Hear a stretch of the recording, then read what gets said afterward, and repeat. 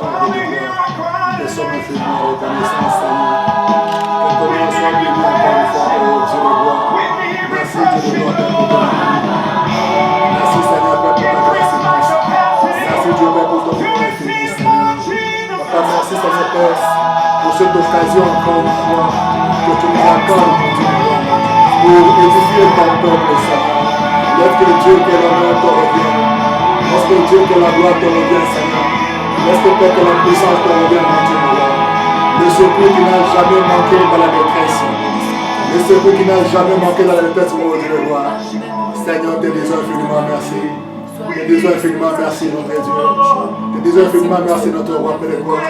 Père, que tu nous utilises encore ce soir, oh Père, pour Dieu édifier ton peuple et pour le délivrer, Seigneur, de toute oppression du terrain, mon Dieu, moi. De toute oppression de le diable, mon papa. Papa, prends contrôle, Seigneur. Prends contrôle, mon Dieu, mon roi, Seigneur de gloire. De notre pensée, de notre esprit de gloire. Bouge, mon Dieu. Que tu parles et que tu communiques ta pensée à ton peuple, Père de gloire. Merci, Seigneur Jésus. Merci, Dieu puissant. Merci, Dieu grand. Que ton nom soit béni, Seigneur. Merci, Jésus.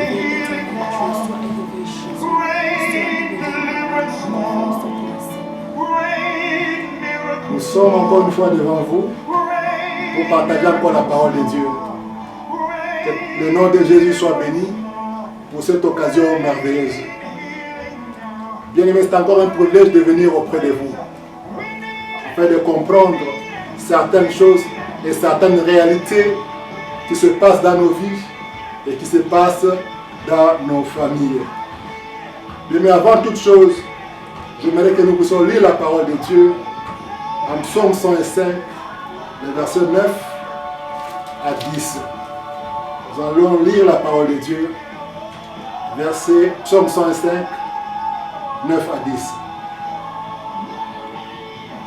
L'alliance qu'il a traitée avec Abraham et les serments qu'il a fait à Isaac, il a érigé pour Jacob en loi, pour Israël en alliance éternelle. Amen. Alléluia.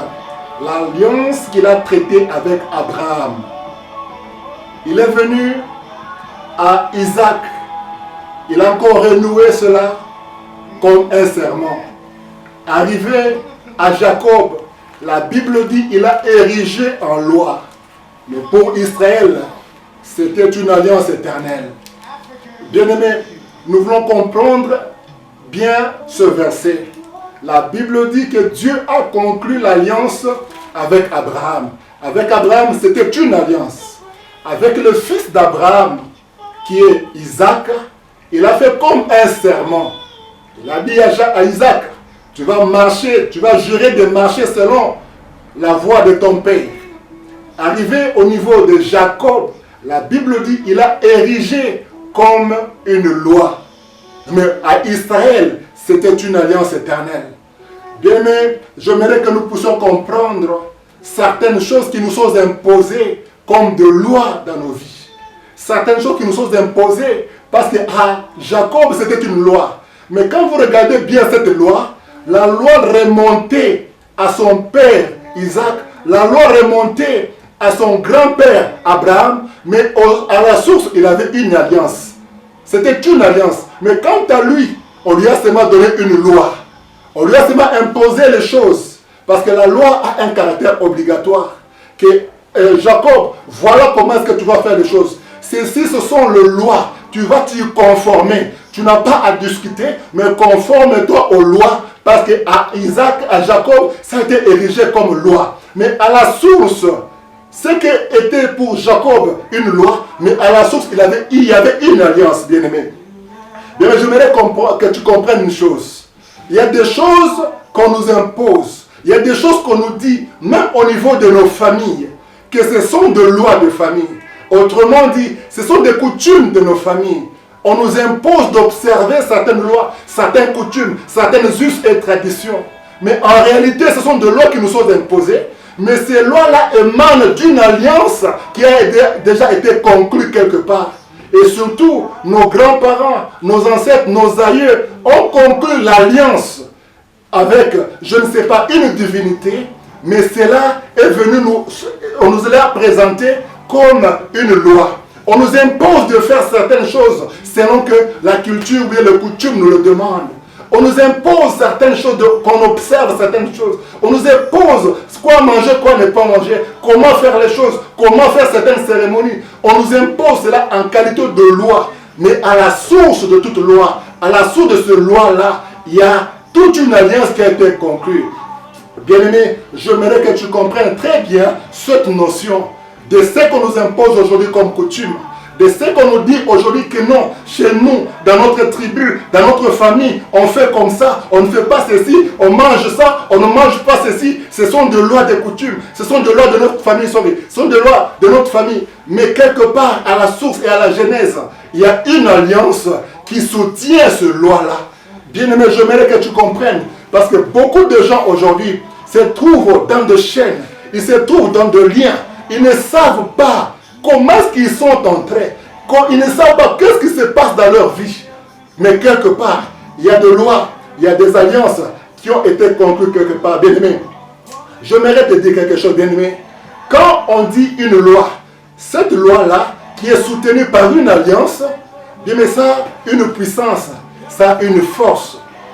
L'alliance en soi, c'est un accord entre deux personnes. Que si tu fais ceci, moi aussi je ferai cela.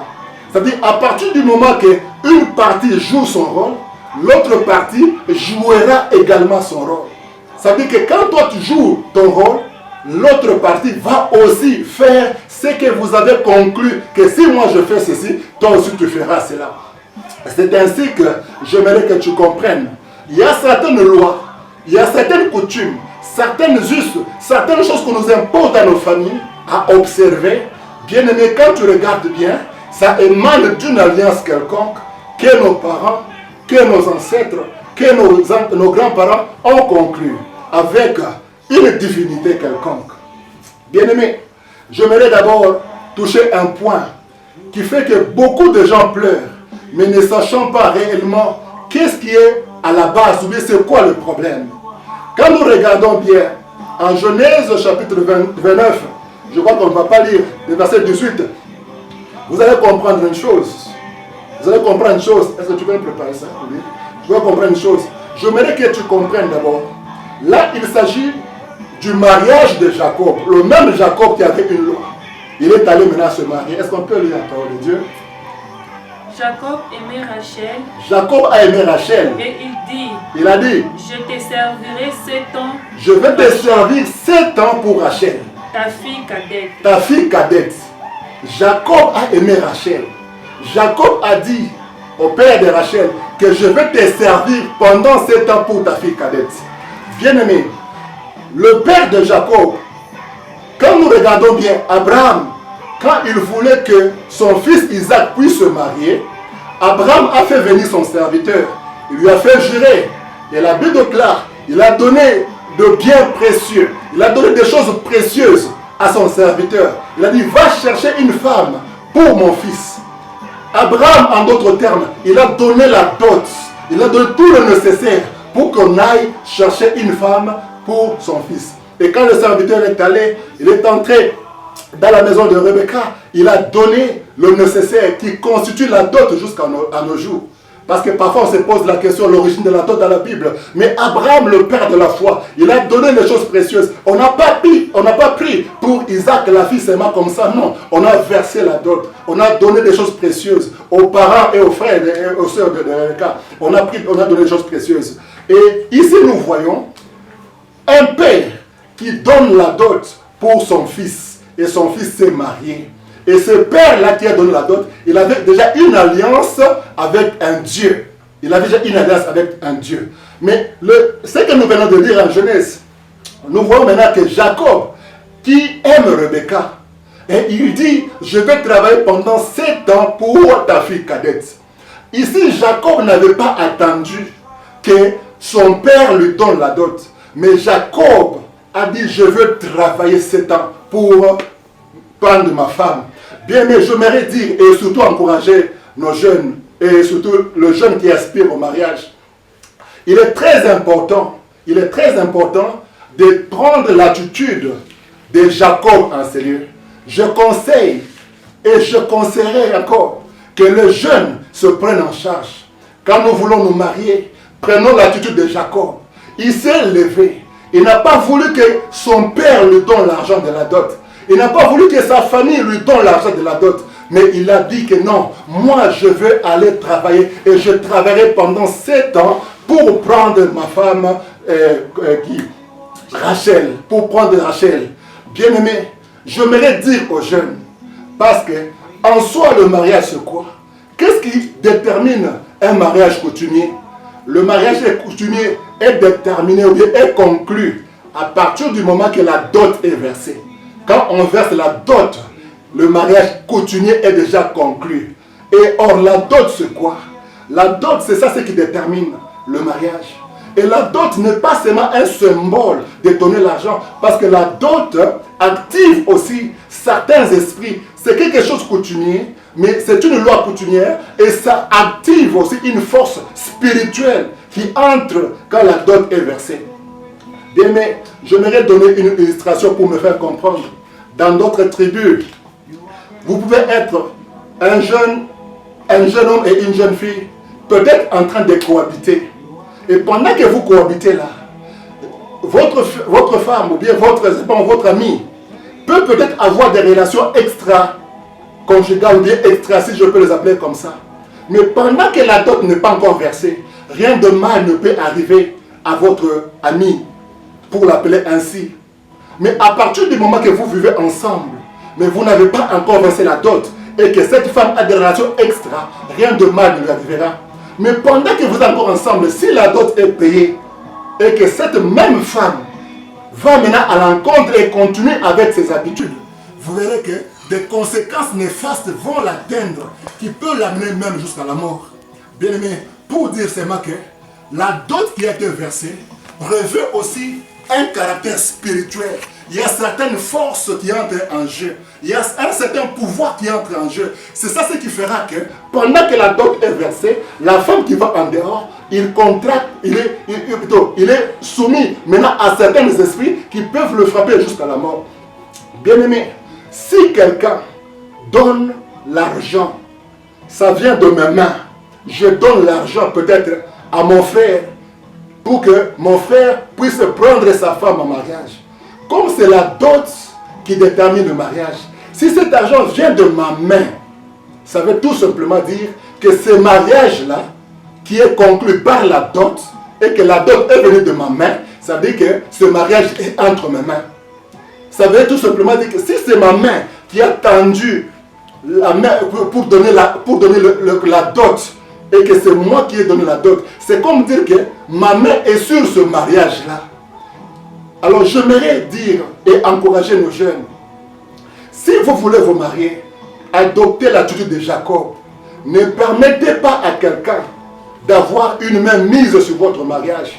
Parce que la dot a aussi l'activation des forces spirituelles sur la dot. C'est pourquoi parfois on se pose beaucoup de questions. Pourquoi les choses ne marchent pas? Pourquoi les choses compliquent dans mon mariage? Et on ne se pose même pas la question d'où était venu l'argent de la dot. Ici, j'aimerais parler de donner la dot, de savoir l'origine de l'argent, d'où ça vient. Mais prochainement, nous parlerons de la personne qui perçoit la dot. Parce que ça peut aussi avoir des impacts dans votre vie. Mais j'aimerais encourager les jeunes que la dot, ne la laisse pas sortir entre les mains d'une autre personne. Bats-toi comme Jacob l'a fait pour prendre votre femme en mariage. Ça va vous épargner de beaucoup de choses. Parce que les lois, les coutumes que nous avons, ça active certaines forces. Les forces de l'alliance qui a été conclue. Or, l'alliance est conclue sur certains autels. Ce sont des forces de certains autels. Si l'alliance a été conclue dans le ténèbre, ce sont des forces ténébreuses qui entrent en action. J'aimerais encourager quelqu'un. J'aimerais encourager un jeune. Si tu veux te marier, fais tous tes efforts. Peut-être tes amis peuvent t'aider à te donner les accessoires. Mais l'enveloppe de la dot, que ça vienne de toi. Beaucoup de couples pleurent aujourd'hui. Bien qu'étant dans l'église, mais ne sachant pas l'origine des problèmes. Mais quand nous remontons à l'histoire, nous comprenons que non, la dot venait de quelque part. Bien-aimé, j'aimerais te dire ceci. Tu dois faire très attention Et tu dois travailler pour toi-même. Parce que c'est là certaines portes d'ouverture que nous ouvrons dans nos vies qui peuvent être à l'origine des problèmes que nous connaissons. Il est dit ceci, bien-aimé. L'alliance que Dieu a traitée avec Abraham, avec Isaac, c'était un serment. Mais avec Jacob, c'est devenu de loi.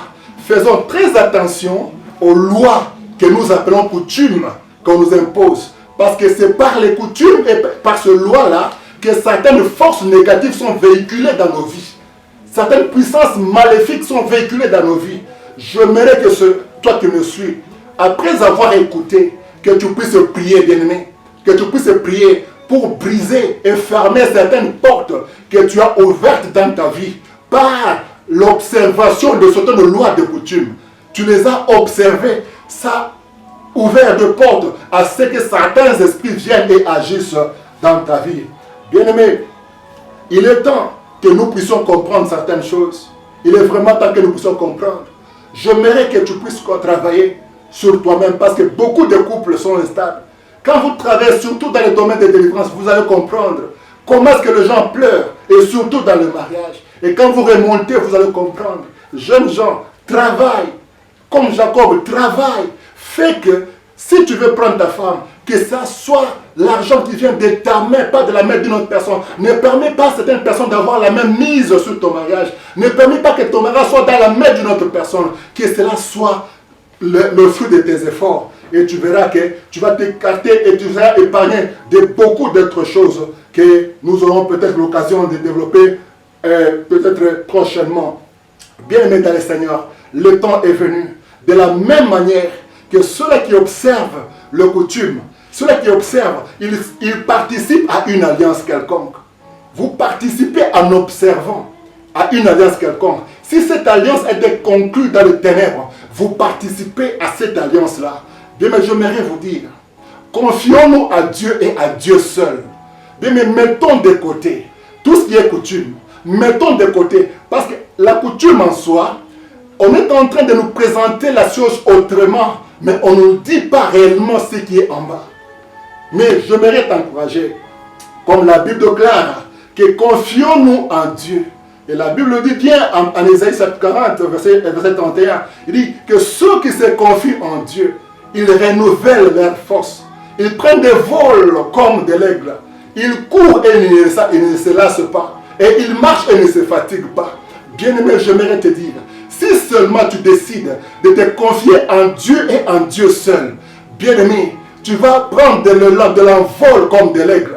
Tu vas marcher, tu vas courir, tu ne vas pas te lasser. Tu vas marcher et tu ne vas jamais te fatiguer. Parce que nous voulons nous confier aux hommes.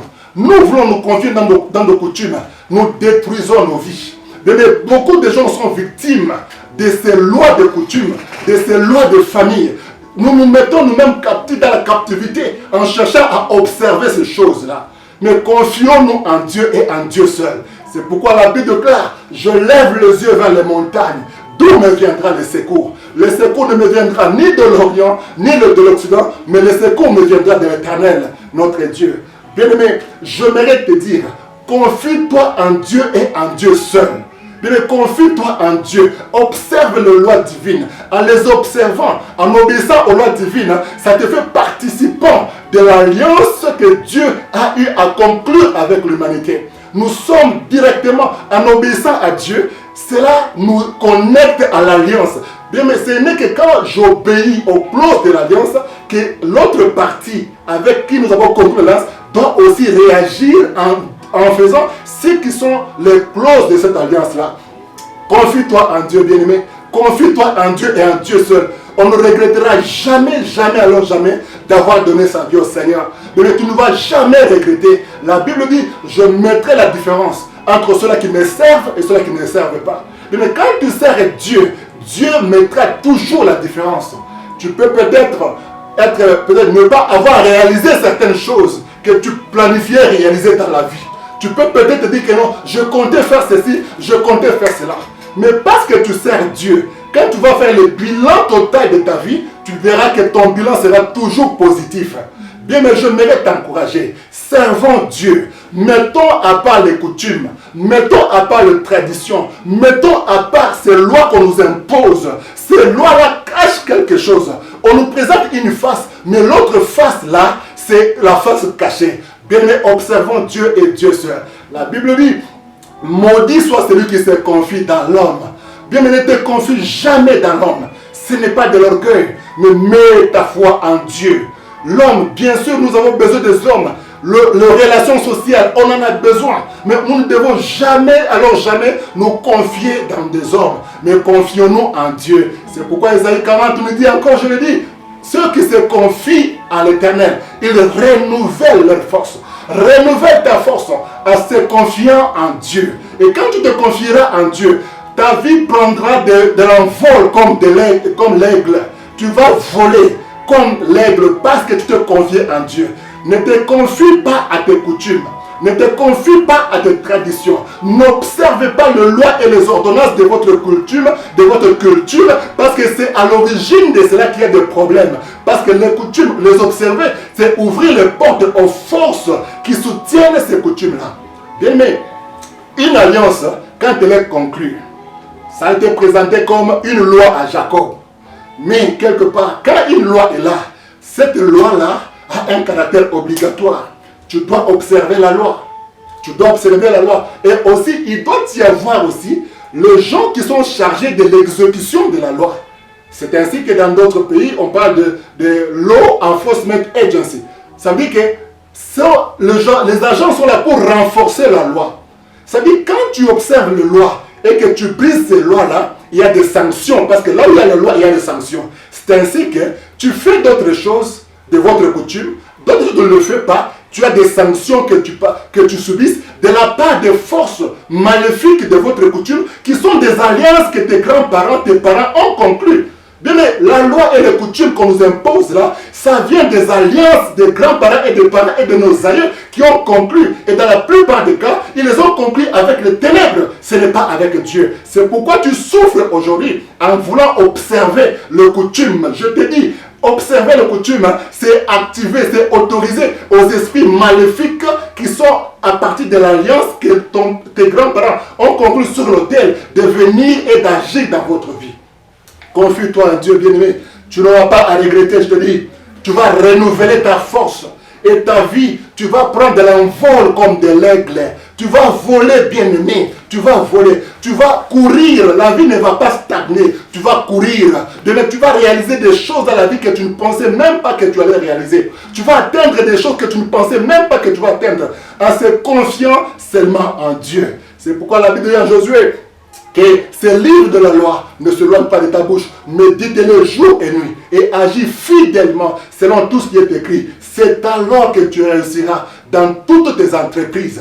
Bien, mais il y a lieu de réussir dans toutes les entreprises en observant la loi de Dieu, pas en observant nos coutumes, pas en observant nos traditions, pas en observant ce qui est, les ancêtres nous ont légué. Bien, mais ce qui est de coutume est lié aux alliances que le ténèbre a avec nous. Mais beaucoup de gens pleurent dans leur mariage. Beaucoup de gens pleurent dans leur vie. Vous ne connaissez pas ce que vos ancêtres ont adoré. Certaines cérémonies qu'on vous fait faire là, c'est pour ouvrir les portes afin qu'ils aient contrôle sur votre vie. C'est pourquoi tu vas refuser ces choses au nom de Jésus-Christ. J'ai dit que tu vas refuser ces choses au nom de Jésus-Christ. Mais nous devons faire très attention. Regarde la personne, je l'avais dit autrefois. Regarde la personne avec qui tu fais alliance.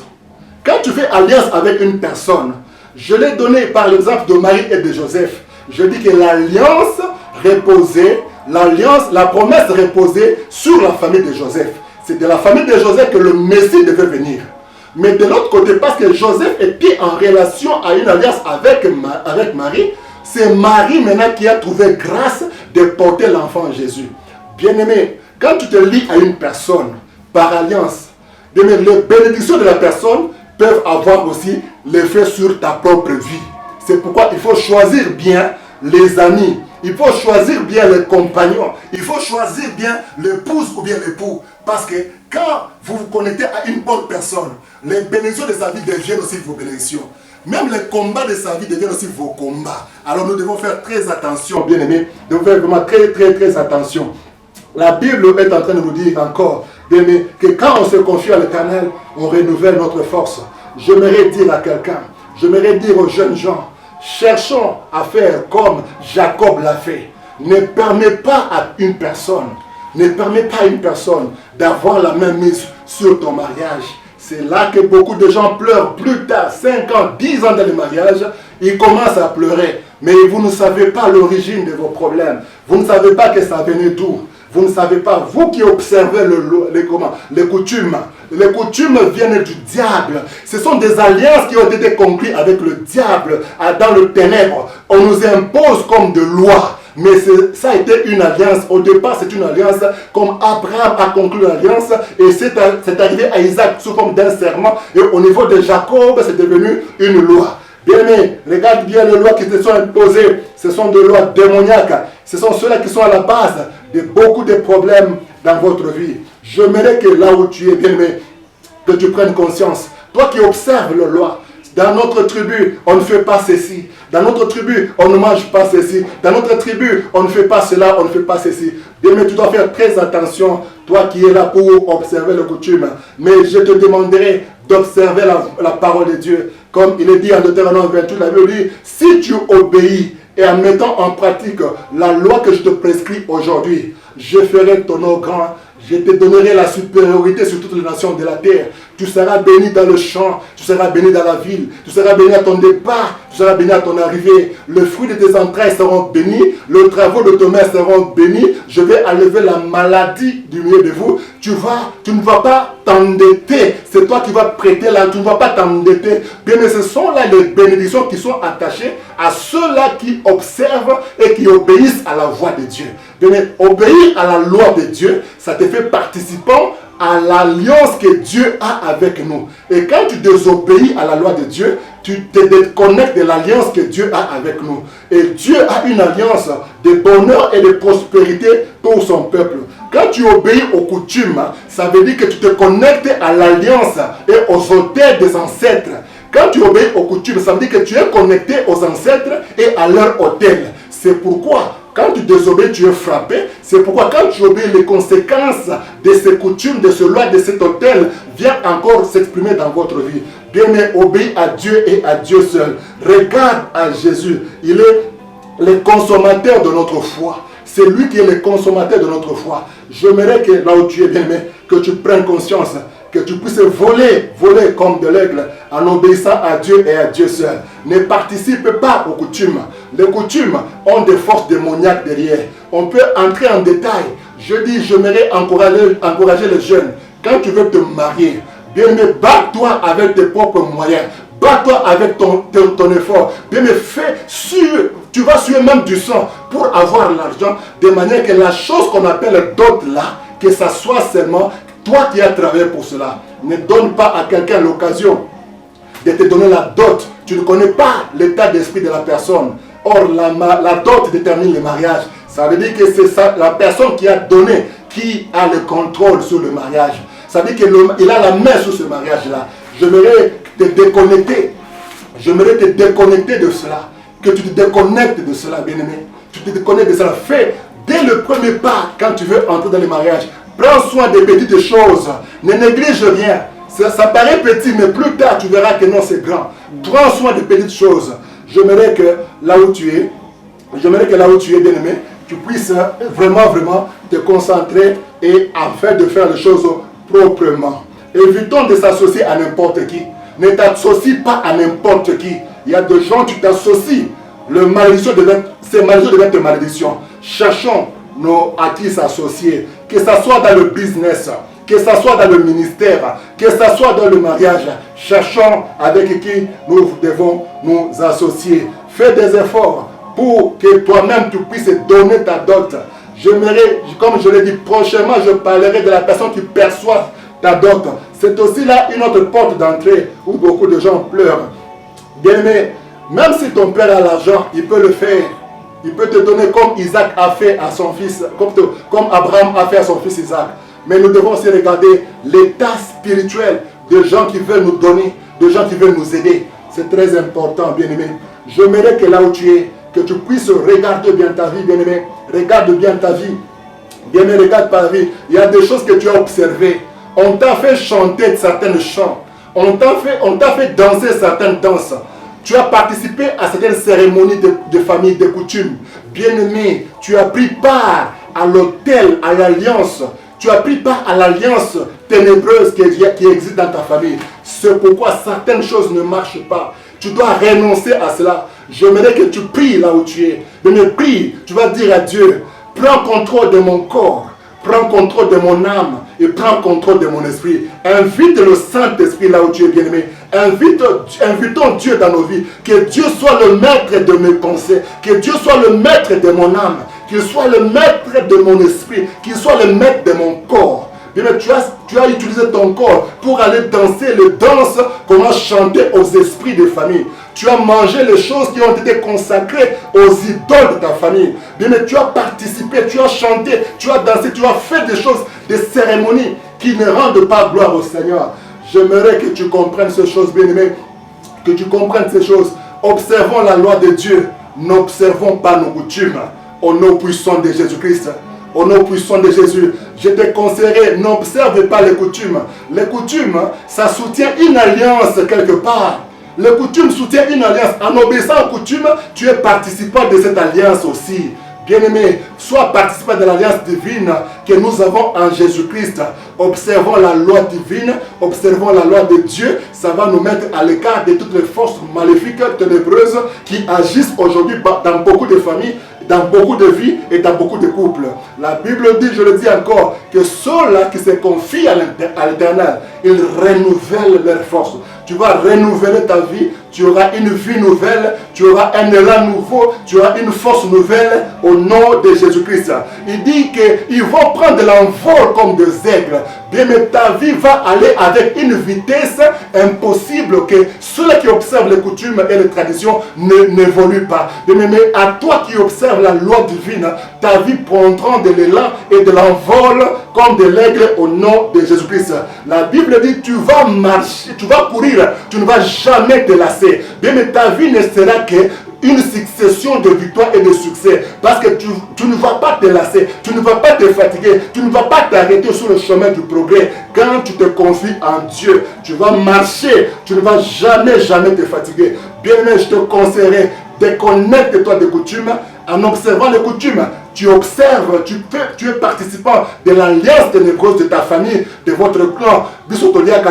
Nous ne faisons pas ceci, nous ne mangeons pas ceci, nous faisons ceci, dans notre coutume on fait cela. Bien aimé, ça peut vous être bien présenté comme une notion de morale, comme une notion de politesse, comme une notion peut-être hygiénique ou bien sanitaire. Mais derrière ça, il y a toujours des forces maléfiques. Bien aimé, obéis à la parole de Dieu et Dieu te fera énormément du bien. J'aimerais que tu pries là où tu es, bien-aimé, que tu pries, que Dieu te déconnecte de toutes les forces de vos coutumes et traditions, de votre famille et des alliances que les familles ont, au nom puissant de Jésus-Christ. Que Dieu nous bénisse, au nom puissant de Jésus. J'aimerais t'encourager, toi qui suis cette vidéo, tu peux partager avec les amis parce que beaucoup de gens en souffrent.